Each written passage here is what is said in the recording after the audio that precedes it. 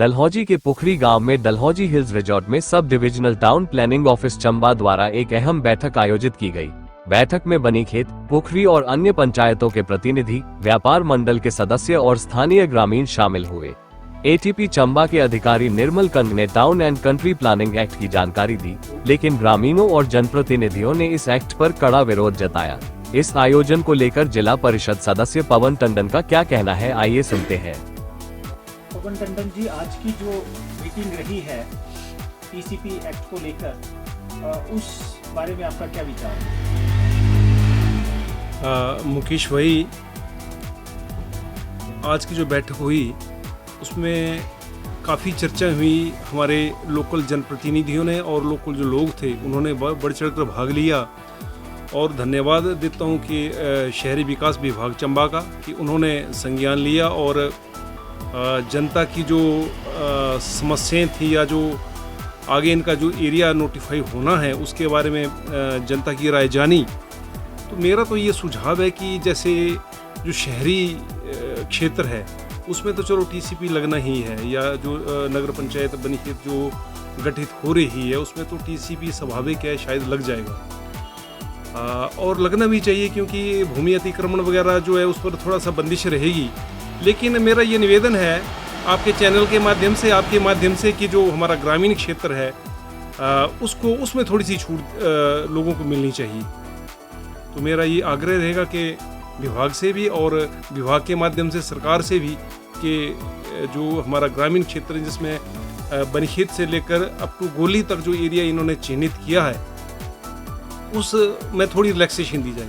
जो शहरी क्षेत्र है उसमें चलो माना कि बड़े सारे भवन बन रहे हैं, सरकार की मंशा है और सरकार भी जो है वो पब्लिक वेलफेयर में चाहती है कि नियम लागू हों, तो लेकिन इसके अतिरिक्त जो ग्रामीण क्षेत्र है उसमें थोड़ी सी छूट होनी चाहिए। धन्यवाद। एटीपी चंबा द्वारा बनीखेत डलहौजी हिल रिजॉर्ट पुखरी में एक मीटिंग रखी गई थी, जो स्थानीय पंचायत प्रतिनिधि भी उसमें इनवाइटेड थे। उस मीटिंग को लेकर आप क्या कहेंगे?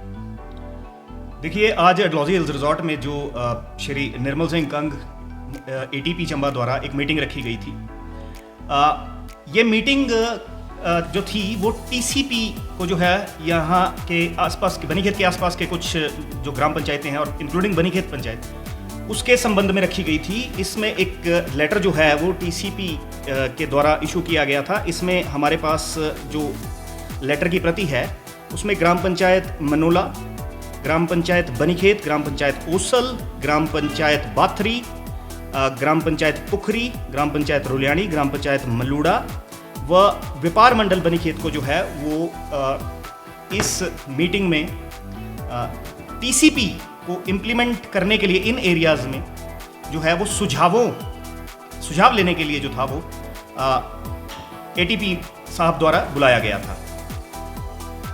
लेकिन इस मीटिंग में केवल ग्राम पंचायत पुखरी, ग्राम पंचायत बनीखेत व व्यापार मंडल बनीखेत के जो है वो नुमाइंदे सिर्फ यही इसमें शामिल होने पाए। शायद इन्फॉर्मेशन जो थी वो प्रॉपरली बाकी की जो पंचायतें मैंने बताई हैं उन तक फ्लोट नहीं हो पाई।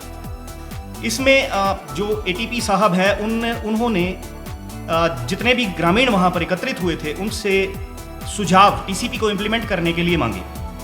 ग्रामीणों ने अपने सुझाव भी दिए, जिसमें कि अगला कोई भी जो टीसीपी को इन एरियाज में इम्प्लीमेंट करवाने के लिए जो है वो सुझावों को किसी निष्कर्ष पर ना पहुंचने की वजह से ये इस निष्कर्ष पर आया गया कि 1 महीने का समय और लिया जाए। परंतु हमने एटीपी साहब से एक सवाल किया कि क्या ये जो टीसीपी की इम्प्लीमेंटेशन है 8 महीने के तकरीबन अभी जो है वो पंचायती राज चुनाव को देरी रहती है, और बनीखेत और पुखरी का जो है ये पहले ही नोटिफिकेशन हो चुकी है कि टाउन काउंसिल यानी कि जो एमसी बनाया जाना है बनीखेत को, उसकी नोटिफिकेशन हो चुकी है। 8 महीने इलेक्शन में बचे हैं, तो कहीं town and country planning department के ऊपर कहीं किसी किस्म का कोई दबाव तो नहीं है कि इतनी जल्दबाजी किस चीज़ को लेकर है कि जब तक एमसी की डिलिमिटेशन नहीं हुई, वार्डबंदी नहीं हुई, कुछ एरियाज डिनोटिफाई नहीं हुए,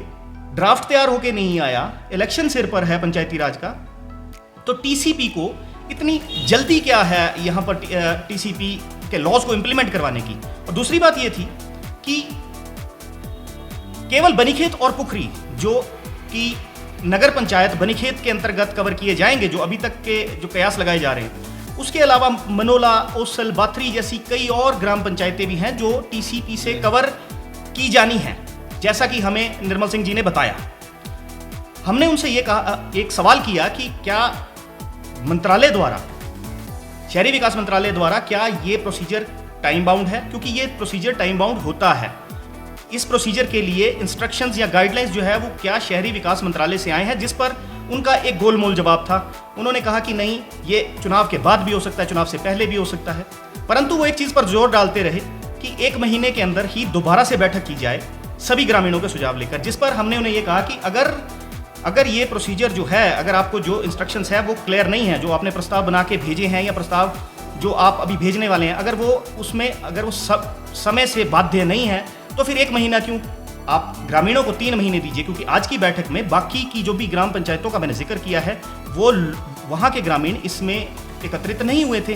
तो फिर कहीं ऐसा ना हो कि जो भी निष्कर्ष निकल के आए वो उन ग्राम पंचायतों पर एक तरह से थोप दिया जाए। तो इस पर जो एटीपी साहब हैं, उन्होंने ये एक रेजोल्यूशन राइटिंग में जो जितने लोग वहाँ मौजूद थे उनसे लिया है, और अगली तारीख जो निर्धारित हुई है वो 6 जून 2025 की हुई है, जिसमें कि ये जितनी भी जो भी मेंशन्ड मैंने आपको ग्राम पंचायतें बताई हैं, इंक्लूडिंग व्यापार मंडल बनीखेत, ये सब अपने सुझाव जो हैं सब ग्रामीण मिलकर बैठकर एक ड्राफ्ट तैयार करेंगे और टीसीपी के सामने पेश करेंगे। और उसमें ये भी देखा जाएगा कि जैसे कि एमसी चौड़ी में एमसी एक्ट 94 के तहत टीसीपी लागू नहीं होती, सिर्फ एमसी ही लागू होती है।